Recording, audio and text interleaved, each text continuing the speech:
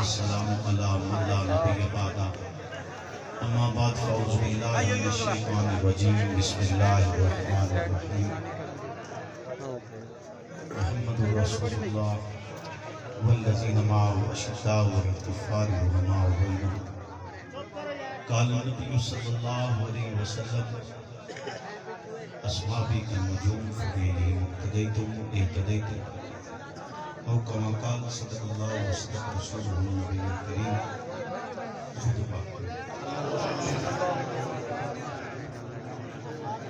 اللہم صلی علی محمد معدن الجود والکرم منبع الحلم والحکم وآلہ وسلم اللہم صلی علی محمد وعلا آل محمد اللہم صلی علی محمد وعلا آل محمد اللہم صلی علی محمد وعلا آل محمد محمد سے پیار کرتے ہیں تیرا احسان ہے مولا ہماری بخشش کا بس یہی سامان ہے مولا در شاہ مدینہ چھوڑ دے جنت کے بدلے یہ سودا ہم نہیں کرتے ہمیں نقصان ہے مولا تیرے باغی تیرے شاطم بشر اچھے نہیں لگتے تیرا سایہ نہ ہو جن پر وہ سر اچھے نہیں لگتے تیرے اصحاب سے مجھ کو محبت کیوں نہ ہو آقا کسے اونچے گھنے ٹھنڈے شجر اچھے نہیں لگتے میرے واجب الاحترام دوستو بزرگو خالق کائنات کا بے پناہ کرم ہے کہ آج آپ کی اس علاقہ میں حاضری کا شرف حاصل ہوا محترم حاجی اللہ رکھا صاحب محترم غلام یاسین صاحب صدر رابطہ کمیٹی پنجاب اور دیگر معززین علاقہ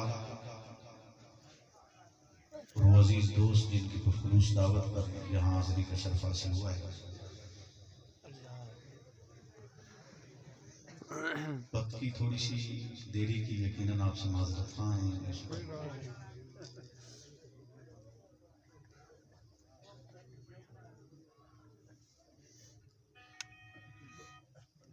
عرب کی سنگلاخ زمین پر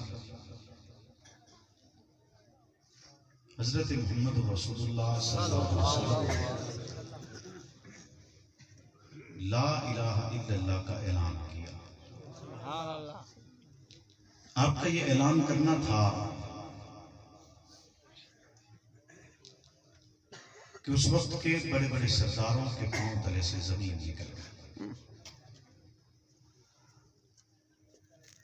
کیونکہ حق بیانی جب بھی ہو تو سرداروں کے پاؤں تلے سے زمین نکل جایا کرتی ہے خطرہ پیش آ جاتا ہے نا کہ اب حق بیان ہو رہا ہے تو جھوٹ تو نہیں باقی بچے گا ایسے عالم میں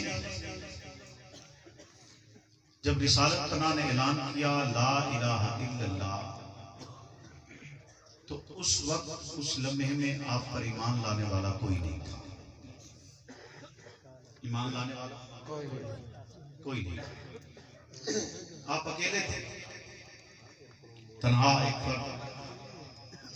فران کی چوٹی پر کھڑے ہو کر رب کی وحدانیت کا نعرہ بلند کیا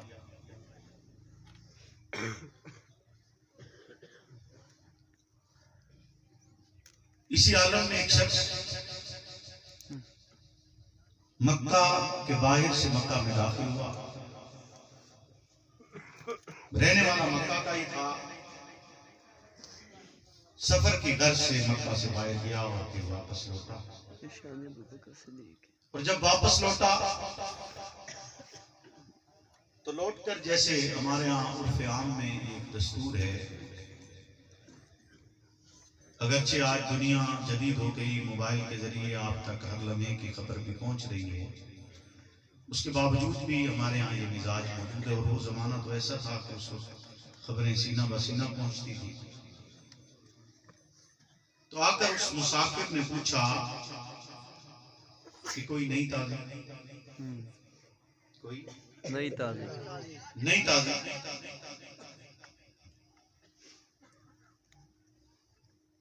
تو جواب ملا کہ صرف نہیں تازی صرف نہیں تازی. دوسرے لفظوں میں وہ چونکہ کافر تھے انہوں نے کہا کہ اندھیر مچ گیا, ہمارے بتوں کے خلاف آواز بلند ہو گئی. محمد کہتے ہیں میں اللہ کا رسول ہوں اور اللہ ایک ہے, اس کے سوا کوئی معبود نہیں ہے. جن کو تم معبود مانتے ہو یہ خدا نہیں ہے, یہ کچھ نہیں کر سکتے.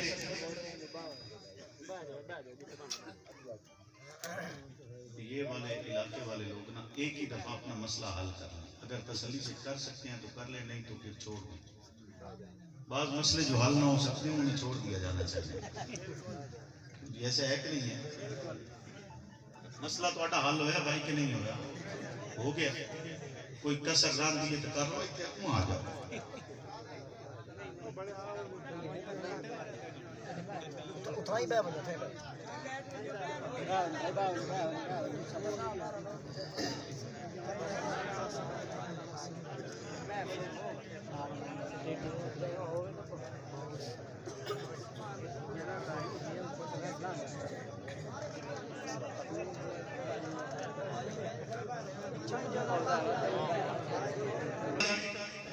یہ تو اندھیر ہو گیا. ہمارے بتوں کے خلاف کوئی آواز بلند نہیں کرتا تھا اور یکدم یہ کہہ دیا گیا یہ خدا ہی نہیں ہے, یہ تو پتھر کی مورت ہے, یہ تو خود حرکت بھی نہیں کر سکتے, یہ اپنے جسم پر بیٹھی ہوئی اپنے اس وجود پر, پتھر کے وجود پر بیٹھی ہوئی مٹی بھی نہیں ہٹا, اس پر لگی ہوئی مٹی یا اس پر مکھی بیٹھ جائے تو وہ بھی نہیں ہٹا سکتے. تو یہ تمہارے معبود نہیں ہے. اچانک ایک ایسی آواز جو ایک طویل وقت سے سنی نہیں تھی, جس سے ناآشنائی اور وہ پھر ان کے عقیدے اور نظریے کے بھی خلاف تھی. تو یہ بات تو ہونی تھی نا بھائی کوئی نوی تازی, بولو نا صرف نوی تازی. یہ گل ہے یا نہیں ہے؟ کوئی نیا کام ہو تو کہا نہیں جاتا بھائی صرف نوی تازی. کہا صرف نئی تازی, معاذ نئی تازی نہیں. یہ ہو گیا وہ مسافر اٹھتا ہے, محمد رسول اللہ کو تلاش کرتا. جب آپ ملتے ہیں تو مل کر آپ سے عرض کرتا ہے کہ کیا آپ نے کہا ہے اللہ کے سوا کوئی معبود نہیں ہے اور آپ اللہ کے رسول ہیں؟ تو جواب میں رسالت پناہ فرماتے ہیں کہ بالکل میں نے کہا ہے کہ اللہ کے سوا کوئی معبود نہیں ہے اور میں اللہ کا رسول ہوں. یہ الفاظ سننے ہی وہ مسافر یہ نہیں کہتا کہ آپ نے اتنا بڑا دعویٰ کیا ہے, آپ نے اتنا بڑا اعلان کیا ہے کہ جس اعلان کے بعد عرب کے ماحول میں تبدیلی پیدا ہو گئی. ایسا اعلان کیا ہے کہ جس کے بعد اقتدار حکومت خطرے میں پڑ چکی ہے. ایسا اعلان کیا ہے کہ جس کے بعد لیڈری اور قیادت کو خطرہ محسوس ہو رہا ہے. تو آپ اتنا بڑا اعلان کر رہے ہیں, آپ کے پاس اس کی دلیل کیا ہے, ثبوت کیا ہے؟ آپ کس بنیاد پر کہتے ہیں کہ آپ اللہ کے پیغمبر ہیں؟ کیا آپ مجھے جبریل سے ملوا سکتے ہیں؟ کیا بھئی یہ الہی کے جو الفاظ تھے کیا آپ وہ مجھے دکھا سکتے ہیں؟ بھئی اترتی ہوئی دکھا سکتے ہیں, یا کوئی اور ایسی چیز یا کوئی ایسا ماحول مجھے دکھا دیجئے جس سے مجھے یہ محسوس ہو کہ واقعتاً آپ پیغمبر ہیں؟ نہیں, وہ یہ نہیں کہتا. وہ کوئی دلیل طلب نہیں کرتا, کوئی معجزہ طلب نہیں کرتا, کوئی ثبوت نہیں مانگتا. محض محمد رسول اللہ کے الفاظ زبان میں مقدس سے یہ الفاظ نکلتے ہیں کہ لا الہ الا اللہ محمد رسول اللہ, تو جواباً وہ کہتا ہے اشہد ان لا الہ الا اللہ واشہد ان محمد رسول اللہ. وہ یہ نہیں کہتا کہ کوئی دلیل کوئی معجزہ. حالانکہ جب بھی آپ کوئی نئی بات سنیں تو یقیناً یہ سوچا جاتا ہے اور اس کے لیے سوالات اٹھتے ہیں. ایسا ہوتا ہے کہ نہیں ہوتا؟ سوالات اٹھتے ہیں. لیکن اس فرد وہ اس پوری امت کا ایک اکیلا فرد ہے جو پیغمبر پر ایمان لایا تو دلیل نہیں مانگی. سبحان اللہ. پیغمبر پر ایمان لایا تو دلیل نہیں مانگی, ثبوت طلب نہیں کیا. بغیر دلیل بغیر ثبوت کے وہ محمد رسول اللہ پر ایمان آپ پر ایمان لانے والوں کی اس زمانہ میں تعداد قریباً 1,24,000 یا 1,44,000 ہے، لیکن غرض جتنے بھی تھے، ہمارا ایمان اور عقیدہ یہ ہے کہ ہر ایک فرد امت کا ہادی ہے، ہر ایک فرد امت کا راہبر ہے، ہر ایک فرد معیار عدل ہے، ہر ایک فرد ایمان کی کسوٹی ہے، ایمان کا میزان ہے، اور ہر ایک فرد کو 1,44,000 صدیق ہیں، 1,44,000 صدیق ہیں۔ لیکن یہ باقی سارے صدیق ایمان لانے سے قبل کوئی حالات کی تبدیلی کا انتظار کرتا رہا، کسی کو فتح مکہ کا انتظار رہا، کسی نے خندق اور خیبر میں ایمان لائے، کوئی بدر کا مجاہدہ دیکھ کر ایمان لائے، کسی نے چاند دو ٹکڑے ہوتے ہوئے دیکھ کر ایمان لایا، تو کوئی کافر کے ہاتھ میں بند کنکریوں کو بولتے ہوئے دیکھ کر ایمان لایا، کسی نے دیکھا کہ آپ درختوں کو اشارہ کرتے ہیں تو وہ دوڑتے ہوئے چلے آتے ہیں، کسی نے آپ کے معطر وجود کو دیکھا ہے، کسی نے علاقے میں موجود شجر و حجر کو آپ کے سامنے سلام کرتے ہوئے دیکھا تو وہ ایمان لے کر آ گیا۔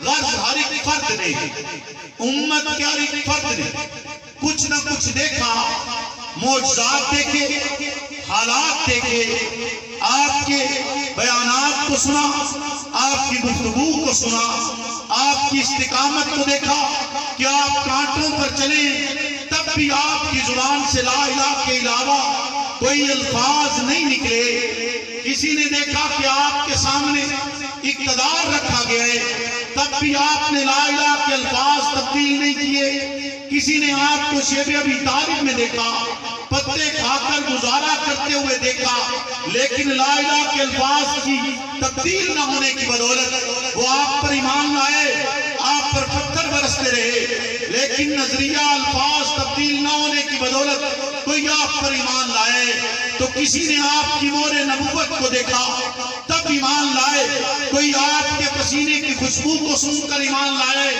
غرض ہر ایک فرد امت کا کچھ نہ کچھ دیکھ کر ایمان لایا، لیکن وہ اکیلے، تنہا یکتے اور اس میں لا شریک ہے کہ بغیر دلیل اور معجزہ، بغیر کسی ثبوت کے، محض محمد رسول اللہ کے ان الفاظ پر کہ آپ نے فرمایا کہ ہاں اللہ ایک ہے اور میں اللہ کا رسول ہوں، وہ جواباً کہتے ہیں کہ میں گواہی دیتا ہوں اللہ ایک ہے اور آپ اللہ کے رسول ہیں، اسی لیے یہ سب جو ایمان لائے یہ صدیق ہیں اور وہ صدیق اکبر ہے۔ سبحان اللہ، سبحان اللہ، وہ صدیق اکبر ہے، اکبر ہے۔ حضرت علی ایمان لائے، کوئی شک نہیں علی کی جرت میں، کوئی شک نہیں علی کی استقامت میں، کوئی شک نہیں علی کی شجاعت میں، وہ علی المرتضیٰ جو پیغمبر کے زیر سایہ رہ کر وہ شیر افغان قوت پاتا ہے کہ خیبر کے در کو پکڑے تو اکھاڑ ڈالے، جو فتح کی علامت سمجھا جاتا ہے، جو ولایت کا نشان سمجھا جاتا ہے، جو علم کا دروازہ سمجھا جاتا ہے، جسے قاضی القضاء مانا جاتا ہے، وہ علی المرتضیٰ کہ جس کے علم و دانش سے اے امت کا عظیم ترین طبقہ سرفراز ہوئے، وہ علی المرتضیٰ جب ایمان لاتے ہیں، ایمان لانے سے قبل پیغمبر کی خلوت کو دیکھے، پیغمبر کی جلوت کو دیکھے، پیغمبر کی عبادت کا طریقہ دیکھے، پیغمبر کی زندگی کو دیکھا، پیغمبر کے گھر میں رہے، گھر میں رہنے کے بعد بھی جب پیغمبر نے علی پر ایمان پیش کیا تو علی جواباً کہہ بیٹھے کہ میں عباس سے پوچھ کر آتا ہوں،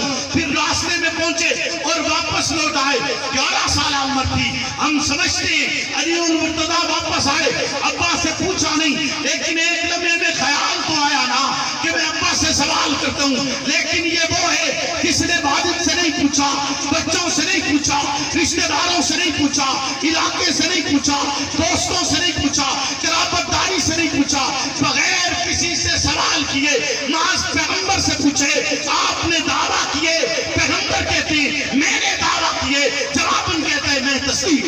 سبحان اللہ خداوند کہتا ہے کہ میں تصدیق بولیے نا میں تصدیق کرتا ہوں. وہ ایمان لائے, ایسے ایمان لائے. ہاں عمر بن خطاب بھی ایمان لائے ہیں.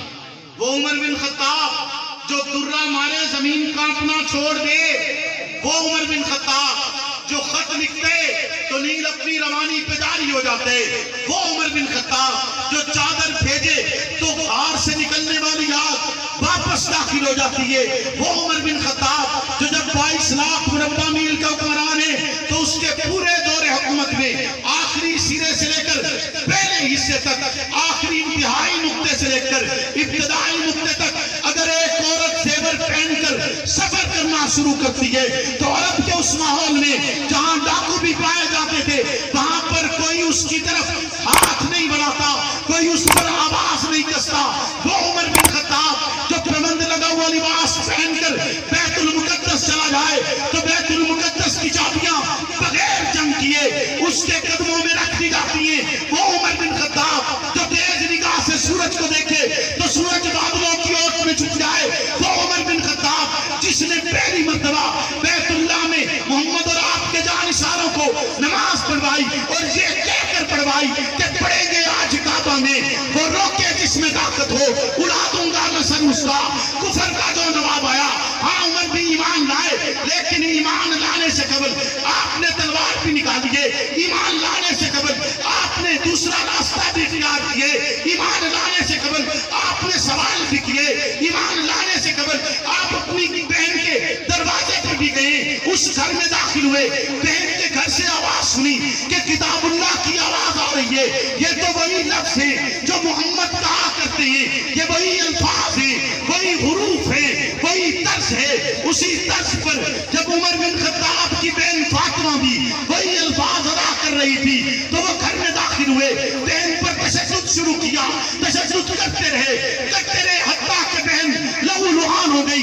اس عالم نے جب خون سے ضربت تھی, اس عالم نے جب بھائی تشدد کر رہا تھا, اس عالم نے جب جسم زخم تھا, اس عالم نے کہ جب تشدد ہوتا چلا جا رہے, اس وقت میں کھڑی ہو کر عمر کی بہن عمر بن خطاب کا گریبان پکڑ کر کہتی ہے سن, پھر عمر کی بہن کا خطبہ سن, عمر کی بہن کے الفاظ سن.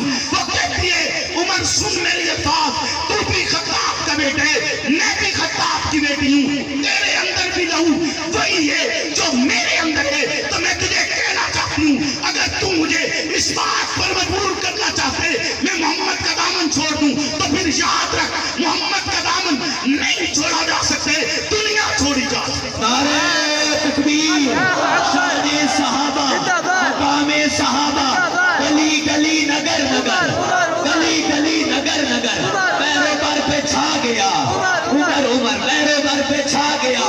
نعرہ تکبیر. بہن کا حوصلہ دیکھ کر عمر بن خطاب کہتے ہیں کہ اگر تیری یہ جرت ہے تو پھر مجھے بھی دکھانا کہ تو پڑھ کے آئے. سبحان اللہ. کہتی ہے نہیں ایسے نہیں, پہلے پاک ہو جائے. پھر آپ کے سامنے کلام پیش ہوا, آپ ایمان لائے. غرض یہاں مقصد عمر بن خطاب کا ایمان لانا بیان کرنا نہیں ہے کہ وہ کیسے محمد کی بارگاہ میں حاضر ہوئے, کیسے ایمان لائے. مقصد یہ تھا کہ جو ایمان لائے بولو نا کچھ نہ کچھ دیکھا.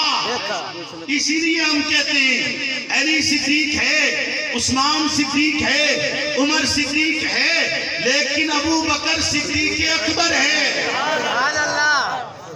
ابو بکر صدیق اکبر. ابو بکر اچھا بولیے نا, ابو بکر صدیق اکبر. مصطفیٰ کے ہم سفر, مصطفیٰ کے ہم سفر. نعرہ تکبیر. مولانا مسرور نواز جھنگوی صاحب. توجہ ہے آپ کی, بولیے نا, بڑا اونچا بولو. آج تو بعد اللہ صدیق تنا اکسو صدیق اکبر. کیویں اکسو اکبر, وہ صدیق اکبر امت کا وہ بھی اکیلا فرد ہے اس لحاظ سے بھی کہ اس پر پیغمبر ہونے کا شبہ کیا. سبحان اللہ. اس پر پیغمبر ہونے کا شبہ کیا گیا. ہجرت کا سفر ہے, صدیق نکلا, اکیلا نکلا, نہیں. بولے نا, اکیلا تو نہیں نکلا. کس کے ساتھ گیا؟ حضرت محمد صلی اللہ علیہ وسلم. حالانکہ صدیق تو اس سے پہلے بھی آتے رہے، آ کر کہتے رہے، حضرت ابوبکر آ کر کہتے رہے کہ اللہ کے حبیب مجھے اجازت دیجئے، آپ نے ہجرت کا حکم فرمایا ہے، میں مدینے چلا جاتا ہوں، کچھ انتظامات کر لوں گا. بولیے نا، صدیق کے ذہن میں تو ہر لمحے پیغمبر کی راحت ہے. بے شک بے شک پیغمبر کے لیے ہر لمحے راحت ہے. راحت ہے. کہا آگے چلا جاتا ہوں. پیغمبر نے کہا نہیں، ابھی ٹھہر جا. صدیق اکبر کو سمجھ آ گئی کہ جو پیغمبر نے یہ کہا ہے نا کہ ٹھہر جاؤ، اس کا یہ مطلب ہے میں کلے نہیں جانا، سبحان اللہ سبحان اللہ. میں نے اکیلے نہیں جانا. ایسے نہیں صدیق نے 2 مٹھنیاں تیار کی. سبحان اللہ. صدیق میں پتہ ہوتا اس کلے جانا تو ایک تو اٹھڑی تیار کردہ نا. بے شک 2 کیوں کیتیاں؟ پتہ ہے کہ اکیلے جب یہ پتہ چل گیا کہ رب مجھے اکیلا بھیجنا نہیں چاہتا، اس لیے تو رب نے اعلان کیا نا کہ ان اللہ معنا، 2 استری چا میں آ. سبحان اللہ سبحان اللہ صدیق تو کلا نہیں، سبحان بولو اللہ. نا اللہ بھی تیرے نال ہے. تو وہ ہجرت کا وقت آیا، رب نے بھیجا ہے. اب صدیقیت کا امتحان سے سبحان اللہ. توجہ کرنا، اب صدیقیت کا امتحان شروع ہوا. راستے میں کسی نے سوال کر لیا. سوال کرنے والا کہتا ہے کہ بتاؤ یہ تمہارے ساتھ کون ہے؟ تمہارے ساتھ کون ہے؟ ابو بکر سے سوال ہوا تمہارے ساتھ کون ہے؟ اگر سچ بولے نبوت کو خطرہ ہے یا نہیں ہے، چونکہ وہ تو دشمن تھا جو پوچھ رہا ہے. کافر تھے نا راستے میں کھڑے ہوئے، انہوں نے ناکا لگایا ہوا تھا کہ کہیں گزر نہ جائے. کہا یہ کون ہے؟ اب صدیق اکبر سچ بولے تو نبوت کو خطرہ ہے، جھوٹ بولے تو صداقت کو خطرہ ہے. بے شک بے شک بولو سبحان نا، اللہ. سچ بولے تو نبوت کو خطرہ ہے، جھوٹ بولے تو یہ صدیق اکبر نہیں بنیا. سبحان اللہ. یہ نہیں بنیا. صدیق اکبر نے کہا کہ یہ وہ ہے جو مجھے سیدھا راستہ دکھا رہا ہے.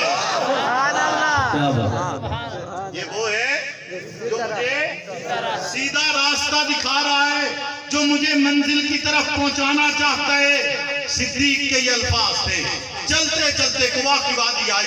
قبا کی وادی کے اندر پیغمبر بھی موجود ہیں، صدیق اکبر بھی ہیں. لوگوں کو پتہ نہیں چل رہا کہ ان میں محمد رسول اللہ کون سے ہیں اور ابو بکر صدیق کون سے. لوگ آتے ہیں، پہلے حضرت ابو بکر سے مصافحہ کرتے ہیں، پھر پیغمبر سے مصافحہ کیا جاتا ہے. لوگوں کو سمجھ نہیں آ رہی. اسی عالم میں سورج کی تمازت پڑتی ہے. رب اس سے پہلے وحی نہیں بھیجتا، رب اعلان نہیں کرتا، جبریل نہیں اترتا، یہ پیغام نہیں دیا جاتا کہ ان لوگوں کو بتلائیے. یہ لوگ شبے میں مبتلا ہو رہے ہیں کہ ابو بکر کو پیغمبر سمجھ رہے ہیں اور پیغمبر سمجھ کر اس سے عقیدت کا اظہار کر رہے ہیں. ابو بکر بھی نہیں بولتے، محمد بھی خاموش ہے، کوئی نہیں بتلا رہا کہ لوگوں غلط فہمی میں مت پڑیے، یہ ابو بکر ہے اور میں محمد ہوں. سرکار بھی چپ رہے. اسی عالم میں سورج کی تمازت پڑی. سورج کی تمازت پڑی تو صدیق نے یہ نہیں کہا کہ لوگوں کوئی سایہ دار جگہ بنا دیتے، یہ نہیں کہا آرام کا انتظام کرتے، یہ نہیں کہا ہم تمہارے مہمان تھے، کوئی ایسی جگہ بناتے جہاں سورج کی کم سے کم تپش تو محسوس نہ ہوتی. صدیق کھڑا ہوا، اپنی چادر اتاری، پیغمبر پر تان دی، یعنی دوجے لفظیں چاکھا تو لوگاں سمجھ لیا کہ اے خاتم ہے اور اے مخدوم ہے، اے آقا ہے کہ او غلام ہے. جیسے چادر تانی ہے او دا مطلب ہے کہ اس وقت لوگوں نے الفاظ یہ فعرف الناس، لوگوں نے اس وقت پہچانا، یعنی صدیق دی چادر نے مغالطہ کٹ دیتا. نعرہ تکبیر، شان مصطفیٰ، مقام مصطفیٰ، مرتبہ مصطفیٰ، مصطفیٰ کے ہم سفر، مصطفیٰ کے ہم سفر، جس کے چرچے جس کے عرش پر. نعرہ تکبیر. صدیق او ہے جدی چادر بھی مغالطے کٹ دے رہی. سبحان اللہ. بولو نا، سبحان اللہ. جدی چادر بھی مطلب ہے مغالطہ کٹنا بھی ضروری ہوتا ہے. بے شک بول دے ہو کہ نہیں بول دے؟ ضروری ہے. مغالطہ کٹنا بھی ضروری ہوتا ہے. اور یاد رکھیا مغالطے تے غلط فہمی دا ازالہ ہو سکتا ہے، وہ درست ہو سکتی ہے. تعصب تے حسد نہیں درست ہو سکتا، بے شک بغض نہیں دور ہو سکتا. بغض دور ہو سکتا نہیں، حسد دور ہو سکتا نہیں، ہو سکتا ہوں گا تو اس منافق دا ہو جانا نا جڑا مدینہ چاہیے، بولو نا، اس کا محمد رسول اللہ نے ویکھیا ہے، ویکھیا کہ نہیں ویکھیا؟ او دا ہویا بولو نا، جان دے او دا کہ نہیں جان دے؟ بولو نا مڑوچا، میں مدینہ لے منافق دا نام پوچھیا، او دا بولن تے کوئی پابندی نہیں، اچھا بولو نا، او دا نام تے جان دیو، جے نام دسن دی لوڑ کائی نہیں، منافق دے نام دسن دی ضرورت بھی نہیں، منافق واسطے ہی ہوئی بہوں میں کیوں منافق ہے، ہاں جی ایسا ہے یا نہیں ہے؟ بولیے نا، صدیق کی چادر نے موالتہ نکالا کہ نہیں نکالا؟ اور رب نے بتایا، رب نے اعلان کیا کہ حسن حسین پر چادر آئی، محمد نہ ڈالتے تو کون ڈالتا؟ حضرت فاطمہ پر آئی تو محمد نہ ڈالتے تو کون ڈالتا؟ علی المرتضیٰ پر چادر تانی گئی، محمد نہ تانتے تو کون تانتا؟ لیکن اس یتیم کے سر پر بھی تو کسی نے چادر دینی ہے نا، سبحان اللہ، بولو نا، یعنی نبوت پر رب نے صدیق کی چادر تنوا، سبحان اللہ، حفاظت کے لیے، دفاع کے لیے، پہرے کے لیے، اور آج بھی اس وقت کے کافر سے لے کر آج تک کے کافر کو پتہ ہے، اس وقت بھی اگر محمد رسول اللہ کا ٹھکانہ تلاش کرنا تھا تو وقت کا سب سے بڑا کافر ابو جہل محمد کو تلاش کرنے کے لیے صدیق اکبر کے گھر گیا اور آپ کی بیٹی اسماء بنت ابی بکر سے سوال کیا، اور آج بھی اگر کوئی محمد کو تلاش کرنا چاہتے تو اسے عائشہ بنت ابی بکر کے گھر جانا پڑے گا، سبحان اللہ، سبحان اللہ، آج بھی کوئی تلاش کرنا چاہتا ہے تو امی عائشہ، یہ نہ کہاں جانا پڑے گا، امی عائشہ، ہر رات وہ رکھے ہے، سبحان اللہ، پتہ اور ٹھکانہ رب نے، راستہ وہی رکھا ہے کہ جو محمد تک پہنچنا چاہے آئے گا صدیق کے گھر سے، سبحان اللہ، آئے گا صدیق کے گھر سے ہی، اور صدیق کو ساتھ سلا دیا، یہ بھی امت کا وہ پہلا فرد ہے جو انبیاء کے بعد جنت میں سب سے پہلے گیا، سبحان اللہ، انبیاء کے بعد جنت میں سب سے پہلے سب سے پہلے گیا یا نہیں کیا؟ آپ کا روزہ جنت ہے یا نہیں ہے؟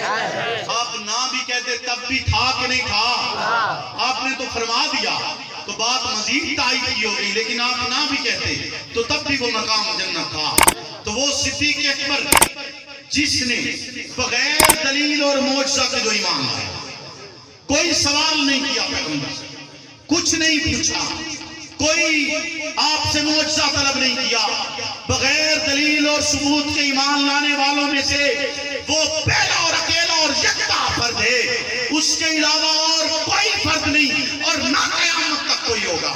سبحان اللہ، یعنی دوسرے لفظ ہے صدیق بھی کلہ ہے، بے شک، سبحان اللہ، صدیق اکبر بھی کلہ ہے، کلہ ہے، اس جیسا بھی اور کوئی رب نے پیدا نہیں کیا، نہیں بنایا، کہ جیسا امام ویسا مقتدی عطا کر دیے، کہ جیسے آپ اللہ کے آخری پیغمبر ہیں ویسے صدیق اکبر بھی آخری ہے۔ سبحان اللہ، سبحان اللہ، صدیق آ سکتے ہیں، صدیق اکبر آ سکتا نہیں، صدیق آ سکتے ہیں، صدیق اکبر آ سکتا نہیں ہے، اسے رب نے آخری صدیق اکبر بنایا ہے، اور یقیناً روز محشر وہ میرے اور آپ کے لیے نجات کا ذریعہ بنیں گے، کہ اگر میں نے اور آپ نے ان سے وہ محبت رکھی جو یقیناً مجھے اور آپ کو رکھنی چاہیے تھی، اگر ویسی رکھی، اسی انداز کے ساتھ رکھی، اسی جرأت کے ساتھ رکھی، اسی استقامت کے ساتھ رکھی جس کی مجھے اور آپ کو ضرورت ہے، تو یقیناً میں اور آپ کامیاب ہو جائیں،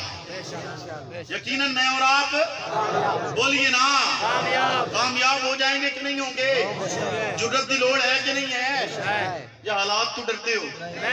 بولو نا، حالات سے ڈرتے تو نہیں ہیں؟ حالات خود بخود نہیں بدلا کرتے، تبدیل کرنے سے بدلتے ہیں، تبدیل کرنے سے، کوشش کرنے سے بدلتے ہیں۔ ایک بندہ، میں مثال دیتا پہ، ایک بندے دے گھر روٹی نہ ہو تو کماوے بھی نہ تے گھرے بیٹھ رہے تے بوا بھی باندھ رکھے، بولو نا کہ حالات بدل جاتے۔ رب کا نظام ہے، اللہ کا نظام ہے، اللہ ایسے حالات نہیں تبدیل کرتا، اللہ کہتا ہے تھوڑی سی ہمت تو بھی کر، کہتا صحیح نا کہ قالوا ربنا اللہ، بولو نا، پہلے کہتا صحیح پھر ڈٹ، پھر رب ملائکہ بھیجے گا. ایسے ہی نہیں رب بھیجتا، ایسے ہی بھیج دیتا. تو بیت اللہ سے زیادہ مقدس جگہ تو کوئی نہیں تھی. بیت اللہ سے زیادہ مقدس جگہ تو کوئی نہیں تھی. اس میں بھی 360 بت موجود نہیں ہیں. رب نے انہیں آسمان سے پتھر برسا کر مسمار کیوں نہیں کر دیا؟ رب نے ابابیل کیوں نہیں بھیجے؟ اس بیت اللہ کی حفاظت کے لیے. توجہ کر میری بات کی طرف. جس میں بت موجود ہیں اس بیت اللہ کی حفاظت کے لیے ابابیل آ سکتے ہیں. سمجھے گل؟ مطلب آکھن دا اے کہ تھوڑی جی کامیابی نو اے نہ سمجھو کہ رب دی مدد ہے. رب دی مدد 360 بتوں کی پھر مدد کر رہا تھا اللہ. بولیے نا. ابابیل کیوں بھیجے؟ وہ ابرا آتا مسمار کر دیتا نا. لیکن رب نے اپنے گھر کی حفاظت کے لیے ان بتوں کو بھی برداشت کیا کہ کوئی نہیں، وقت آئے گا. اس کو بھی رکھا کہ ایک وقت آئے گا جب آواز لگے گی، اسی سے آواز لگے گی اور پھر محمد رسول اللہ کو کہوں گا کہ آپ توڑیں گے انہیں. سبحان اللہ. آپ توڑیں گے. رب نے پتھر نہیں برسائے. بیت اللہ سے زیادہ مقدس جگہ تو کوئی نہیں ہے. بولیے نا. اگر وہاں کے لیے بھی امت کو حکم کیا گیا اور آپ کو حکم کیا گیا کہ آپ جائیے اور اس کو خالی کروائیے، تو پھر آپ اگلی گل تو آپ سمجھتے ہو سیانی میں آنے. سبحان اللہ. کیوں جی؟ اگلی گل تو آپ سمجھتے ہو. کچھ سمجھ جا سکتے، کچھ دیر بعد کچھ جڑے نہ سمجھے انہوں نے باقی سمجھا دیں. توجہ ہے تہاڈی؟ اگے چلیے یہ بات کریے. چلو ماشاءاللہ ماشاءاللہ. بولیے نا. آج میں نے مجھے اور آپ کو بہت سے قصے سنائے جاتے ہیں، بہت سے واقعات سنائے جاتے ہیں، بہت سے حالات سنائے جاتے ہیں. تو خیر میں تو قصہ خانی کرنے آیا نہیں. کیوں جی؟ یا قصہ سننا؟ اچھا بولو نا. قصہ تو نہیں نہ سننا. پکی گل ہے. قصہ تو نہ سنا بھی، سچ سنا بھی. حقائق بتلائیں یا نہ بتلائیں؟ بولیے نا. تو آپ پھر حقائق کی طرف دیکھتے کیوں نہیں؟ کیا آپ شاہ ولی اللہ کو نہیں مانتے؟ مانتے. شاہ ولی اللہ کے دونوں ہاتھ کتوں سے کیوں بیکار کر دیے گئے؟ شاہ عبد العزیز کو مانتے. شاہ عبد العزیز کو جلاوطنی کیوں قبول کرنا پڑی؟ مجدد الفسانی. مجدد الفسانی کا مطلب یہ ہے کہ دوسرے 1000 سال کا مجدد، پورے 1000 سال کا وہ شخص جس نے نئی تجدید کی ہے، نیا نظام بنائے، حالات میں چٹک دی ہے، نظام میں تبدیلی کا حصہ بنائے، نظام میں تبدیلی لائے، وہ مجدد الفسانی وقت کا بادشاہ ہے. شہنشاہ پر اپنا دین لاگو کرنا چاہتے. مجدد الفسانی نے اس کی ساری بادشاہت کو جوتے کی نوک پر رکھ کر اعلان کیا تھا کہ نہیں، شہنشاہ پر تیرا دین نہیں، دین وہی رہے گا جو محمد رسول اللہ. نعرے تکبیر. سر وقف سر بلند، سر وقف سر بلند. علماء حق دیوبند، علماء حق، علماء حق. نعرے تکبیر. احمد بن حنبل نے کوڑے نہیں برداشت کیے. کیا اسے کاندھوں پر اٹھا کر نہیں لایا گیا؟ کیوں ڈٹ گئے دین اسلام کے لیے؟ کیا انہیں محبوب نہیں تھے حالات؟ کیا وہ یہ نہیں سمجھتے تھے کہ وقت کے حکمران سے ٹکر ہے؟ لیکن ٹکر لی اور بتلایا کہ ایمان کا طریقہ ہی یہی ہے، اصحاب رسول کا نقش قدم ہی یہی ہے.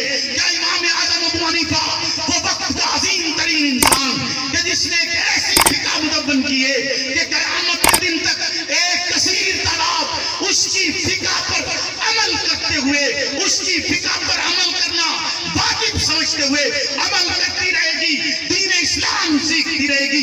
وہ عظیم مجدد کہ جس نے اپنے 1000 علماء کو اکٹھا کر کر ایسی فقہ مدون کر چھوڑی تھی کہ جس کے بعد اسے اور نیکی کی شاید ضرورت بھی باقی نہ بچتی. روٹین کی عبادات کرتے رہتے تو کامیاب ہو جاتے کہ صدیوں تک جس کی بنائی ہوئی فقہ پر امت مسلمہ عمل کرتی رہے. کیا اس کے کھاتے میں اس کا ثواب نہیں جاتا ہے؟